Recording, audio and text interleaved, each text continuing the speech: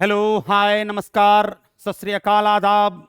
मैं अमित कुमार सिंह आप लोगों के पास पुनः पढ़ाई घर में आया हूं।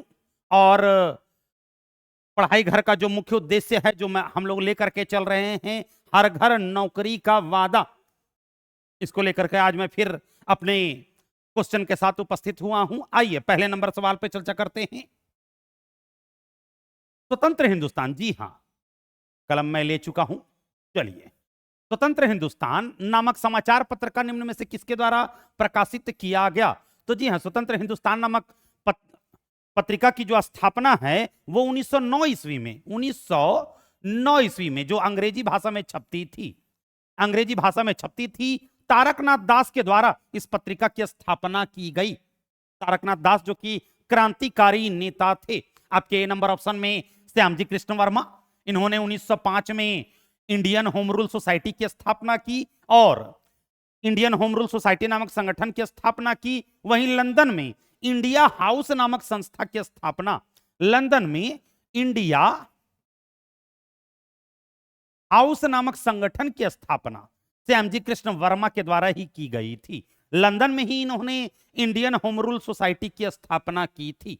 आपके सी और डी नंबर ऑप्शन में बारेंद्र कुमार घोष और भूपेंद्र नाथ दत्त की चर्चा है, जिन्होंने 1906 ईस्वी में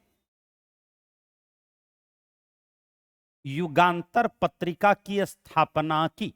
ये दोनों क्रांतिकारी नेता थे जो बंगाल से संबंधित थे। अगले सवाल पर चर्चा करते हैं। सुभाष चंद्र बोस, जी हां, सुभाष चंद्र बोस ने अंतरिम सरकार की स्थापना कब की थी? तो 1943 ईस्वी में, 1943, 1943 ईस्वी में अंतरिम सरकार की स्थापना की सुभाष चंद्र बोस, जिन्होंने इंडियन स्ट्रगल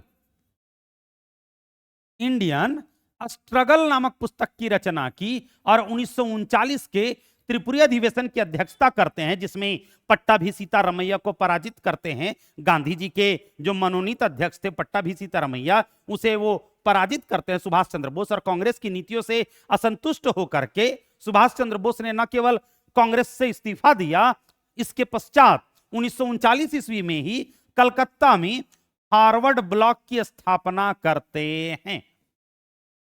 हार्वर्ड ब्लॉक की स्थापना करते हैं। अगले सवाल पर चर्चा करते हैं। 3 नंबर सवाल देखेंगे। निम्नलिखित में से किस मुगल शासक ने ईस्ट इंडिया कंपनी के लिए सुनहरा फरमान जारी किया था? तो आपके ऑप्शन नंबर डी में फर्रुखसियर है, जिसका शासनकाल 1713 से लेकर के 19 ईस्वी तक रहा। फर्रुखसियर ने सुनहरा फरमान जारी किया था 1716 ईस्वी में। लाल कुंवर नामक वैश्या से लाल कुंवर नामक गणिका से इनका नाजायज संबंध होने के कारण इसे फर्रुखसियर को घृणित कायर कहकर पुकारा जाता है। जहां दरसा इसे लंपट मूर्ख कहकर पुकारा जाता है। सॉरी, मैंने लाल कुंवर की चर्चा फर्रुखसियर से की थी। लाल कुंवर नामक गणिका की चर्चा जहांदर शाह के साथ की जाती है। कहा जाता है इसे लंपट मूर्ख कहकर पुकारा जाता है, जिसका शासनकाल 1712 ईस्वी से लेकर के 1713 ईस्वी तक रहा। आपके बी नंबर ऑप्शन में बहादुर शाह जफर की चर्चा है। बहादुर शाह जफर प्रथम या बहादुर शाह जफर द्वितीय अंतिम आते हैं। आपके ए नंबर ऑप्शन में शाह आलम द्वितीय की चर्चा है, जिसका शासनकाल अगर कहा जाए तो 1759 से लेकर के 1806 ईस्वी तक, 1759 से लेकर के 1806 ईस्वी तक रहा। कहा जाता है इसे अली गौहर कहकर भी पुकारा जाता है। इसका मूल नाम अली गौहर था। और जो भी राजा हुए चारों सभी उत्तरोत्तर मुगल शासक हुए। शाह आलम द्वितीय के समय में ही 1764 का बक्सर का युद्ध होता है। अगले सवाल पे चर्चा करते हैं। बंदी जीवन, जी हां, बंदी जीवन पुस्तक के लेखक निम्न में से कौन हैं? तो सचिंद्रनाथ सान्याल, जिन्होंने 1924 ईस्वी में कानपुर में हिंदुस्तान रिपब्लिक एसोसिएशन की स्थापना की। आपके नंबर ऑप्शन में लाला लाजपत राय की चर्चा है, जिन्होंने कांग्रेस के 1920 में जो कलकत्ता अधिवेशन हुआ था उसकी अध्यक्षता की थी। लाला लाजपत राय, जिन्होंने यंग इंडिया पुस्तक की रचना की। यंग इंडिया एक पत्रिका भी है गांधी जी की। और यंग इंडिया एक पुस्तक भी है लाला लाजपत राय की, और लाला लाजपत राय के द्वारा अनहैप्पी इंडिया नामक पुस्तक की भी रचना की गई। लाला लाजपत राय जिन्होंने 1920 में सर्वेंट ऑफ पीपल सोसाइटी नामक संस्था की स्थापना की, 1920 में ही संध्या और द पीपुल नामक पत्रिका की स्थापना। संध्या हिंदी भाषा में, द पीपुल अंग्रेजी भाषा में लाला लाजपत राय की पत्रिका थी। भीमराव अंबेडकर जिन्होंने 1924 में बहिष्कृत हितकारिणी सभा की स्थापना की। भीमराव अंबेडकर जिनके द्वारा समता, जनता, बुद्ध भारत, बहिष्कृत भारत जैसी पत्रिका की स्थापना की गई। तीनों गोलमेज सम्मेलन में महारों का प्रतिनिधित्व भीमराव अंबेडकर के द्वारा ही किया गया था। पीडी सावरकर जिन्होंने हिंदुत्व नामक पुस्तक की रचना की। हिंदुत्व नामक पुस्तक की रचना बीडी सावरकर के द्वारा ही की गई थी। इनके द्वारा हिंदू राष्ट्र दर्शन नामक पुस्तक की भी रचना की गई। हिंदू राष्ट्र दर्शन नामक पुस्तक की भी रचना की गई। सावरकर जिन्होंने मित्र मेला और अभिनव भारत जैसी संगठन की स्थापना की। अभिनव भारत नामक संगठन की स्थापना मित्र मेला 1899 और अभिनव भारत 1904 जैसे संगठनों की स्थापना बीडी सावरकर के द्वारा की गई थी। 1857 की क्रांति को राष्ट्रीय स्वतंत्रता संग्राम की संज्ञा बीडी सावरकर के द्वारा ही दी गई थी। अगले सवाल पर चर्चा करते हैं। निम्नलिखित में से किस पुर्तगाली गवर्नर ने नीले पानी की नीति, ब्लू वाटर पॉलिसी अपनाई थी? आपके ऑप्शन में ए फ्रांसीसी डी अल्मीडा, जी हां, प्रथम पुर्तगाली वायसराय, शासनकाल 1505 से लेकर के 1509 ईस्वी तक रहा। हिंद महासागर की को नियंत्रित करने का काम ब्लू वाटर पॉलिसी के तहत किया गया।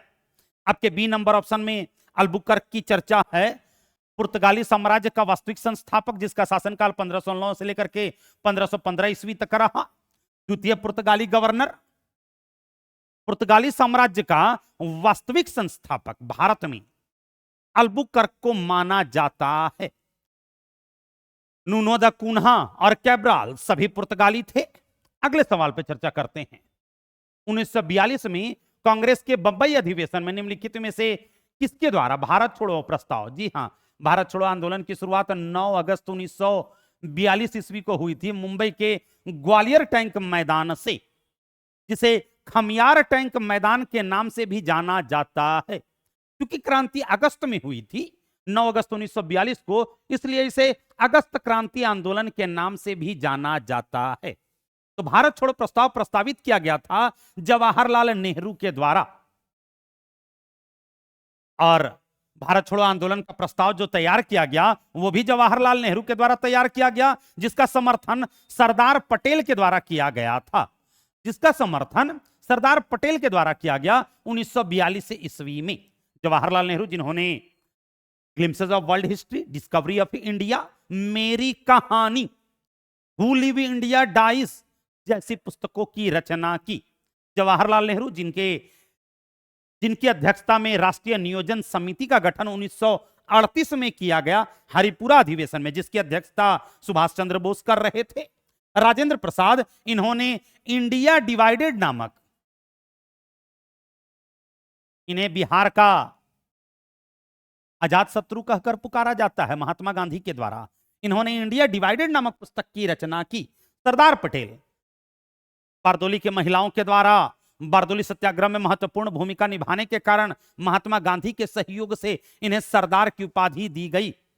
महात्मा गांधी को मलंग बाबा कहकर भी पुकारा जाता है, जिन्होंने महत्वपूर्ण आंदोलन चलाया था भारत को आजादी दिलाने में। अगले सवाल पर चर्चा करते हैं और यह भी जानेंगे कि भारत छोड़ो आंदोलन किसके नेतृत्व में चला था। तो यह नेतृत्व विहीन था, यह भी याद रखेंगे। 7 नंबर सवाल, रामानुजाचार्य निम्न में से किससे संबंधित थे? तो जी हां, विशिष्टाद्वैतवाद से रामानुजाचार्य थे, द्वैतवाद से माधवाचार्य थे, अद्वैतवाद से शंकराचार्य थे,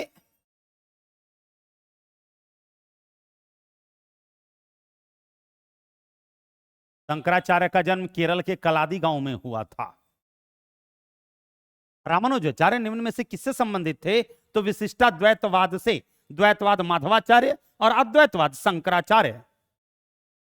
अगले सवाल पे चर्चा करते हैं। 8 नंबर सवाल देखेंगे। जैन धर्म श्वेतांबर और दिगंबर, जी हां, श्वेतांबर श्वेत वस्त्र पहनते थे, दिगंबर नग्न अवस्था में रहते थे। संप्रदायों का कब विभाजन हुआ था? चंद्रगुप्त मौर्य के समय में। चंद्रगुप्त मौर्य जैन धर्म के दिगंबर संप्रदाय का कट्टर समर्थक था।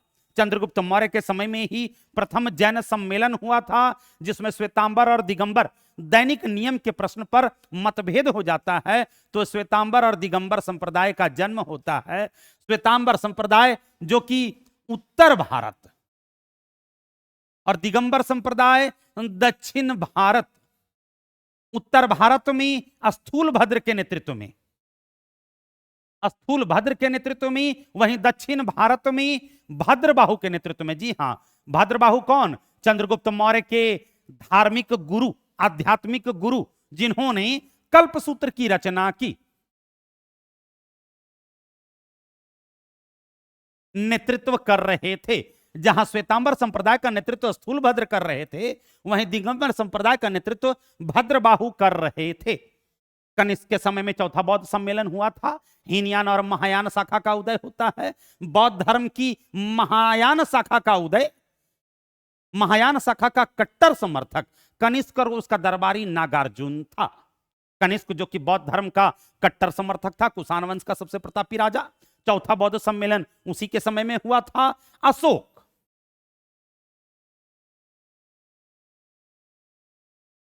अशोक के शासनकाल में दूसरा बौद्ध सम्मेलन हुआ था। तीसरा बौद्ध सम्मेलन अशोक के समय में हुआ था। कहा जाता है अशोक के समय में तीसरा बौद्ध सम्मेलन पाटलिपुत्र में हुआ था, और इसी सम्मेलन में अभिधम्म पिटक की रचना मोगलीपुत्तिस्य के द्वारा की गई थी। आपके डी नंबर ऑप्शन में बिंबिसार की चर्चा है, आजीवक संप्रदाय का कट्टर समर्थक। आजीवक संप्रदाय के संस्थापक मखालीपुत्र गोसाल थे, जो कि प्रारंभ में जैन धर्म के कट्टर समर्थक थे, लेकिन दैनिक नियम के प्रश्न पर महावीर स्वामी से उनका मतभेद हो जाता है। इसकी चर्चा जो है भगवती सूत्र में मिलती है। सुधर्मन स्वामी ने यह चर्चा की है कि प्रारंभ में आजीवक संप्रदाय का संस्थापक मखालीपुत्र गोसाल जैन धर्म का उपोषक था।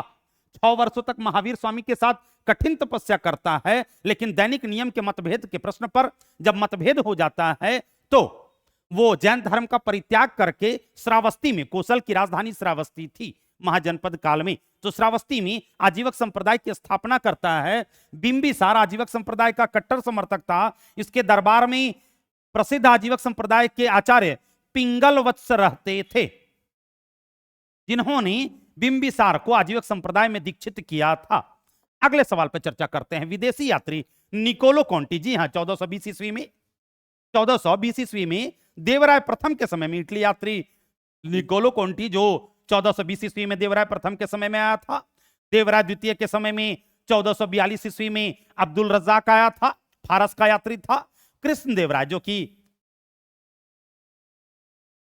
कि कहा जाए विजयनगर साम्राज्य का सबसे प्रतापी राजा था। शासनकाल 1509 से लेकर के 1529 ईस्वी तक रहा। इसके समय में डोमिंगो पायस, डी हां, डोमिंगो पायस और बारबोसा आया था 1515 और 1516। तो निकोलो कॉन्टी जो कि इटली यात्री था, देवराय प्रथम के समय में आया था 1420 ईस्वी में। देवराय द्वितीय के समय में अब्दुल रज्जाक आया था, फारस का यात्री था 1442 ईस्वी में। और कृष्ण देवराय जो कि विजयनगर साम्राज्य का सबसे प्रतापी राजा था, इसके दरबार में डोमिंगो पायस और बारबोसा आया था, पुर्तगाली यात्री। दोनों 1515 और 1516 में आए थे। सभी विजयनगर साम्राज्य के राजा हैं। अगले सवाल पर चर्चा करेंगे। निम्नलिखित में से किसने कौमी आवाज पत्र का आरंभ किया था? जी हां, जवाहरलाल नेहरू के द्वारा 1945 ईस्वी में, 1945 में 1945 में लखनऊ से उर्दू भाषा में रफी अहमद किदवई के सहयोग से, रफी अहमद किदवई के सहयोग से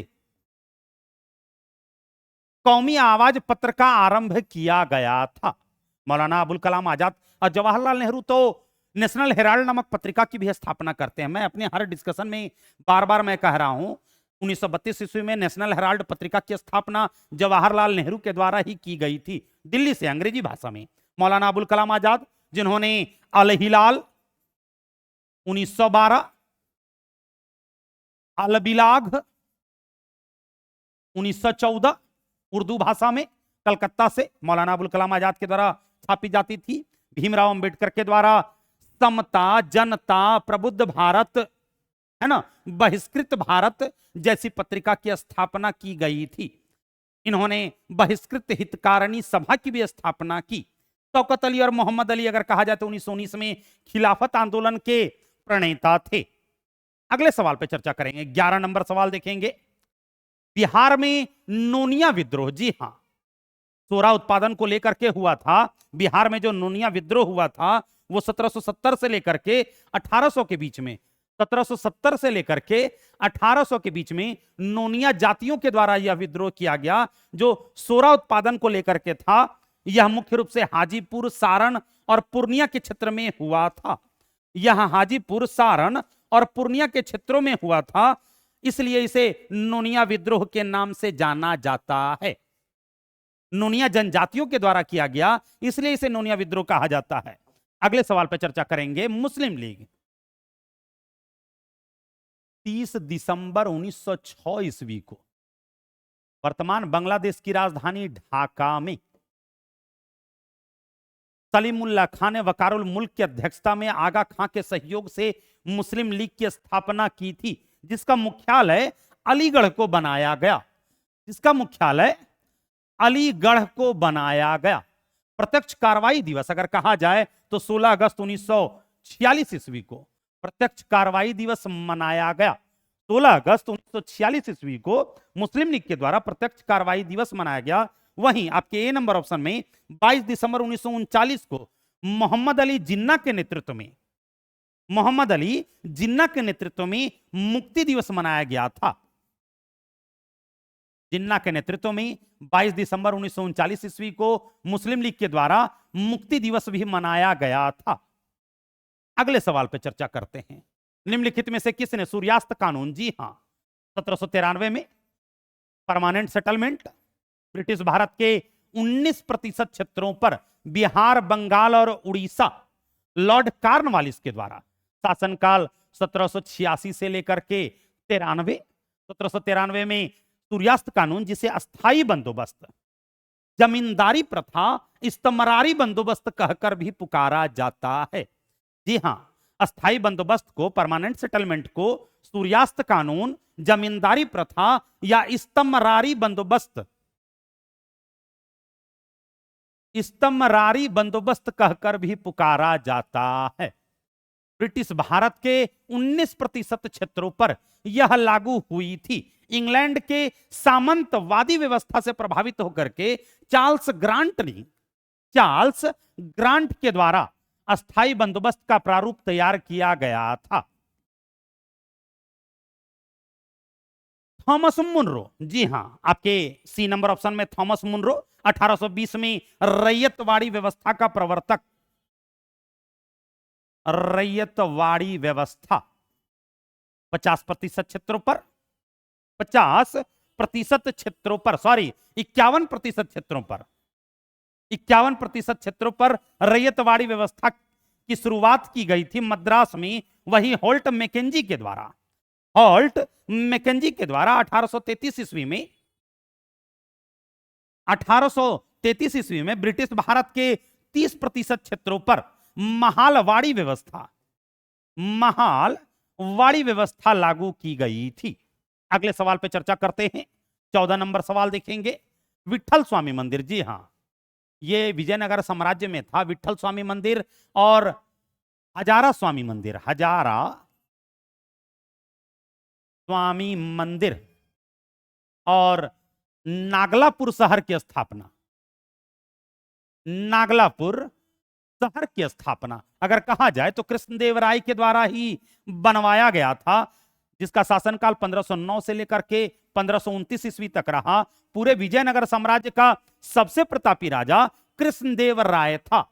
तुलुव वंश का सबसे प्रतापी राजा कृष्णदेवराय था, जिसके दरबार में अष्टदिग्गज रहते थे। जिसके दरबार में अष्टदिग्गज रहते थे। अष्टदिग्गज में तेनालीरामा, जिन्होंने पांडुरंग महामात्य नामक,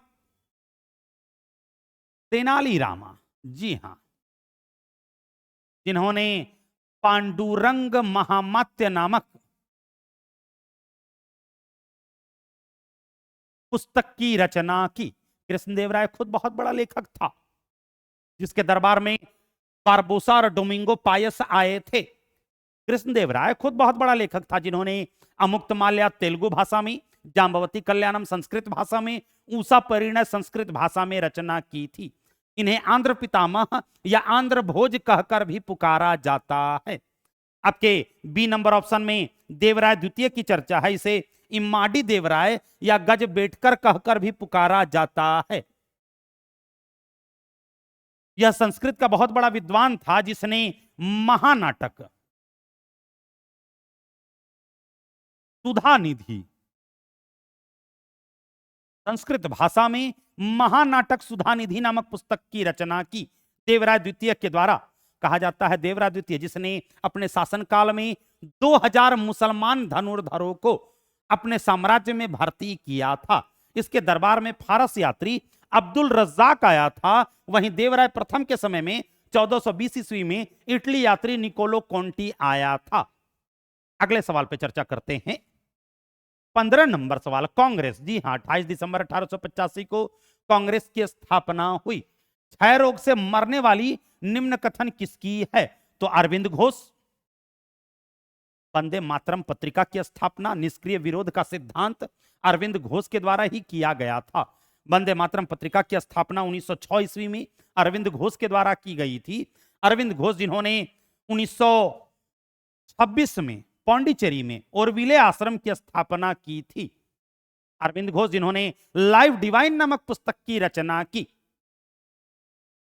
सावित्री नामक पुस्तक की रचना भी अरविंद घोष के द्वारा ही की गई थी। बंकिम चंद्र चटर्जी, कहा जाता है कांग्रेस के लोग पदों के भूखे हैं। बंकिम चंद्र चटर्जी के द्वारा लिखी गई पुस्तक, बंकिम चंद्र चटर्जी के द्वारा कही गई है कि कांग्रेस के लोग पदों के भूखे हैं। कपाल कुंडला, देवी चौधराइन जैसी पुस्तकों की रचना, चरित्रहीन कपाल कुंडला, देवी चौधराइन जैसी पुस्तकों की रचना बंकिम चंद्र चटर्जी के द्वारा कही गई। लॉर्ड डफरिन, जिसके शासनकाल में कांग्रेस की स्थापना हुई। आपके बी नंबर ऑप्शन में कर्जन की बात है। यह उन्होंने कहा था कि कांग्रेस अपने पतन की ओर लड़खड़ा रही है और मैं इसके मौत में सहायक बनूं। कर्जन, जिसका शासनकाल 1899 से लेकर के 1905 ईस्वी तक रहा। कर्जन भारत का वायसराय बनने से पहले लंदन के ऑक्सफोर्ड विश्वविद्यालय में इतिहास का प्रोफेसर था। तो वो भारतीय सभ्यता और संस्कृति के विषय में अच्छी से रिसर्च करके आया था। इसलिए इसने एक पुस्तक लिखी, प्रॉब्लम ऑफ ईस्ट, पूर्व की समस्या। इसी पुस्तक के आधार पर कर्जन ने बंगाल का विभाजन किया 16 अक्टूबर 1905 ईस्वी को, और बंगाल विभाजन की घोषणा 19 जुलाई 1905 ईस्वी को हुई थी। इसी बंगाल विभाजन की घोषणा के विरोध में 7 अगस्त 1905 ईस्वी को सुरेंद्र नाथ बनर्जी की अध्यक्षता में स्वदेशी आंदोलन चलाया गया था, जिसका नारा था आत्मनिर्भरता आत्मशक्ति। लॉर्ड कर्जन के ही शासनकाल में 1899 ईस्वी में मैकडोनाल्ड की अध्यक्षता में, चूंकि अकाल आया था, पूरे बिहार, बंगाल और उड़ीसा में अकाल पड़ा हुआ था, तो मैकडोनाल्ड की अध्यक्षता में अकाल आयोग का गठन किया गया। मानक्रिफ की अध्यक्षता में सिंचाई आयोग का गठन किया गया। एंड्रूज फ्रेजर की अध्यक्षता में पुलिस आयोग का गठन किया गया। सीआईडी विभाग की स्थापना की गई। वहीं थॉमस रेले की अध्यक्षता में विश्वविद्यालय आयोग का गठन किया गया, और लॉर्ड कर्जन ही था प्रथम ऐसा गवर्नर जनरल था, या वायसराय कहेंगे, जिसके शासनकाल में रेलवे का सर्वाधिक विस्तारीकरण हुआ। रेलवे का राष्ट्रीयकरण 1905 ईस्वी में लॉर्ड कर्जन के समय में ही किया गया था।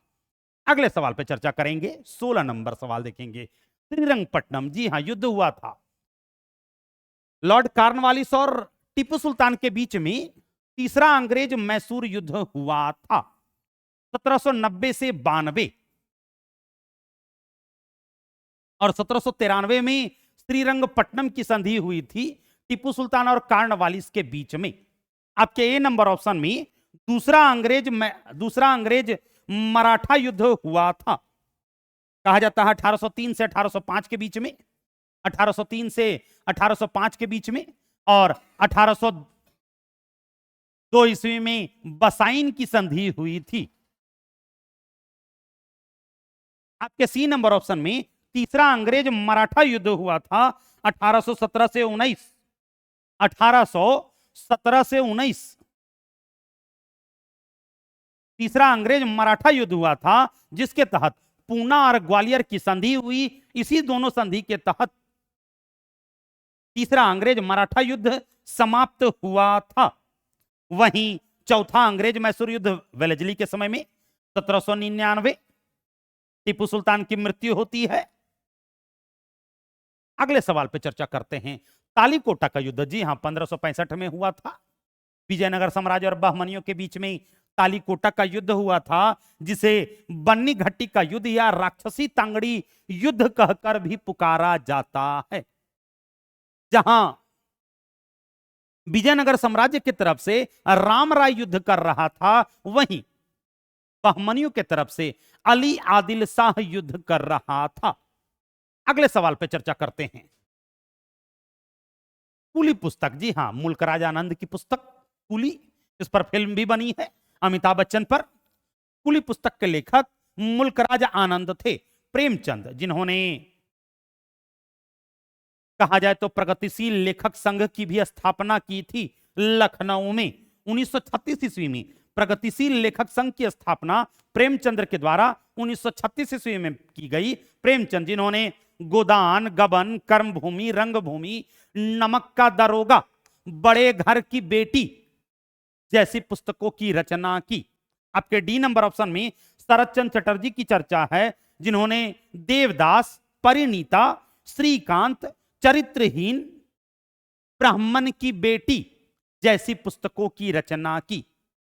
शरद चंद्र चटर्जी, जिन्होंने देवदास, परिणीता, पाथेर दाबी, ब्राह्मण की बेटी, श्रीकांत जैसी पुस्तकों की रचना की। अगले सवाल पर चर्चा करते हैं। 19 नंबर सवाल देखेंगे। वर्नाक्यूलर प्रेस एक्ट, जिसे गैंगिंग एक्ट के नाम से भी जाना जाता है, जिसे देसी भाषा समाचार पत्र अधिनियम कहकर भी पुकारा जाता है, और शस्त्र अधिनियम, दोनों 1878 में आया था लॉर्ड लिटन के समय में। लॉर्ड लिटन के समय में शासनकाल 1876 से लेकर के 80। सोम प्रकाश पत्रिका पर प्रतिबंध लगाने का काम जो है लॉर्ड लिटन के द्वारा वर्नाक्यूलर प्रेस एक्ट के तहत ही किया गया था। आपके बी नंबर ऑप्शन में लॉर्ड मेयो की चर्चा है। शासनकाल 1869 से लेकर के 72। अजमेर में मेयो कॉलेज की स्थापना लॉर्ड मेयो के द्वारा की गई। वहीं लॉर्ड मेयो के शासनकाल में ही कहा जाता है प्रथम प्रायोगिक जनगणना, पहली जो जनगणना 1872 में हुई थी, 1872 में पहली जो जनगणना हुई थी, इसे नियमित करके 1881 में लॉर्ड रिपन के द्वारा किया गया। तो पहली जनगणना लॉर्ड मेयो के समय में शेर अफगान नामक व्यक्ति के द्वारा लॉर्ड मेयो को अंडमान में छुरा मार करके हत्या कर दी गई थी। आपके सी नंबर ऑप्शन में डलहौजी की चर्चा है। शासनकाल 1848 से लेकर के 1856 ईस्वी तक रहा। कहा जाता है विधवा पुनर्विवाह का प्रारूप जो तैयार हुआ डलहौजी के समय में ही हुआ था। 1854 में डाक सेवा की शुरुआत, 1852 में तार सेवा की शुरुआत कलकत्ता से आगरा के बीच, और 1853 ईस्वी में 16 अप्रैल 1853 ईस्वी को रेल सेवा की शुरुआत। मुंबई से थाने के बीच में 34 किलोमीटर का जो क्षेत्र रहा, मुंबई से थाने रेल सेवा की शुरुआत डलहौजी के समय में ही हुई थी। पहली बार लोक निर्माण विभाग की स्थापना लॉर्ड डलहौजी के समय में ही किया गया था। कहा जाता है राज्य अधिग्रहण नीति 1848 से 56, पहला राज्य जो था अधिग्रहित होने वाला पहला राज्य जो था अवध और अंतिम राज्य सतारा, जिसे डॉक्ट्रिन्स ऑफ लैप्स या चूक का सिद्धांत कहकर भी पुकारा जाता है। आपके डी नंबर ऑप्शन में हार्डिंग की चर्चा है। पहला लॉर्ड हार्डिंग प्रथम 1844 से 48, हार्डिंग प्रथम 1844 से 48, प्रथम अंग्रेज सिख युद्ध और रंजीत सिंह के साथ अमृतसर की संधि, लाहौर की संधि भी होती है। और हार्डिंग द्वितीय की बात करेंगे तो 1910 से लेकर के 1916, हार्डिंग द्वितीय। हार्डिंग प्रथम 1844 से 1848, इसी के समय में लाहौर की संधि हुई, प्रथम अंग्रेज सिख युद्ध हुआ। और लॉर्ड हार्डिंग द्वितीय अगर बात करेंगे तो 1910 से लेकर के 1916। अगले सवाल पे चर्चा करते हैं। निम्नलिखित में से किस गवर्नर जनरल के कार्यकाल में भारतीय दंड संहिता आईपीसी की शुरुआत तो हुई? लॉर्ड कैनिंग, इसके शासनकाल में आईपीसी की शुरुआत हुई, जिसका शासनकाल 1856 से लेकर के 61 ईस्वी तक रहा। 1858 का अधिनियम पारित हुआ, कंपनी के अस्तित्व को पूरी तरह से समाप्त कर दिया गया। 1861 का अधिनियम पारित हुआ। 1857 की क्रांति हुई, क्रांति के पश्चात पील कमीशन और रॉयल कमीशन का गठन किया गया। पील कमीशन और रॉयल कमीशन का गठन भी लॉर्ड कैनिंग के समय में किया गया। विधवा पुनर्विवाह लागू करने का काम, जो ईश्वरचंद्र विद्यासागर के द्वारा महत्वपूर्ण भूमिका निभाई गई थी, वह भी लॉर्ड कैनिंग के समय में ही हुई थी। आपके ए नंबर ऑप्शन में लॉर्ड कॉर्नवालिस की चर्चा है। 1886 से 93, इसके समय में तीसरा अंग्रेज मैसूर युद्ध हुआ। दरोगा और कलेक्टर पद का सृजन लॉर्ड कॉर्नवालिस के ही समय में हुआ था। शक्तियों का पृथक्करण का सिद्धांत, जिसे कॉर्नवालिस का सिद्धांत कहकर पुकारा जाता है, लॉर्ड कॉर्नवालिस के ही समय में हुआ था। अस्थाई बंदोबस्त की शुरुआत 1793 में, जिसे जमींदारी प्रथा, थोड़ी देर पहले हम लोगों ने चर्चा की, जिसे जमींदारी प्रथा या सूर्यास्त कानून या स्तंभरारी बंदोबस्त कहकर पुकारा जाता है, लॉर्ड कॉर्नवालिस के ही समय में हुआ था। आपके बी नंबर ऑप्शन में लॉर्ड रिपन की चर्चा है, जिसका शासनकाल 1880 से लेकर के 84 ईस्वी तक रहा। पहली नियमित जनगणना 1881 में लॉर्ड रिपन के समय में हुई थी। बुनियादी शिक्षा के सुधार हेतु हंटर कमीशन का गठन 1882 ईस्वी में रिपन के ही समय में हुआ था। 1883 में कहा जाए तो लॉर्ड रिपन के ही समय में इल्बर्ट बिल आया था, जिसके विरोध में गोरे लोगों ने श्वेत विद्रोह किया था। पहली नियमित जनगणना डब्ल्यू प्लोडेन के समय में, डब्ल्यू प्लोडेन की अध्यक्षता में लॉर्ड रिपन के ही समय में हुई थी। आपके डी नंबर ऑप्शन में डलहौजी की चर्चा है। डाक सेवा, तार सेवा, रेल सेवा, डलहौजी के समय में ही राजाधिग्रहण नीति की शुरुआत डलहौजी के समय में ही हुई थी। तो ये रहा हमारा आज का सेगमेंट, खत्म होता है। आज के लिए इतना ही। अगर पढ़ाई घर का डिस्कशन आपको अच्छा लगे, मैं बार बार कहता हूं, मुझे बोलना अच्छा नहीं लगता है, और मैं जहां तक समझता हूं कि आप लोग भली भांति समझ रहे होंगे कि डिस्कशन कैसा हो रहा है पढ़ाई घर का। और पढ़ाई घर का जो उद्देश्य है, एक सोच लेकर के चला है, हर घर नौकरी देने का प्रयास। इसे लाइक करें, सब्सक्राइब करें और पूरे दुनिया भर में शेयर करें। धन्यवाद।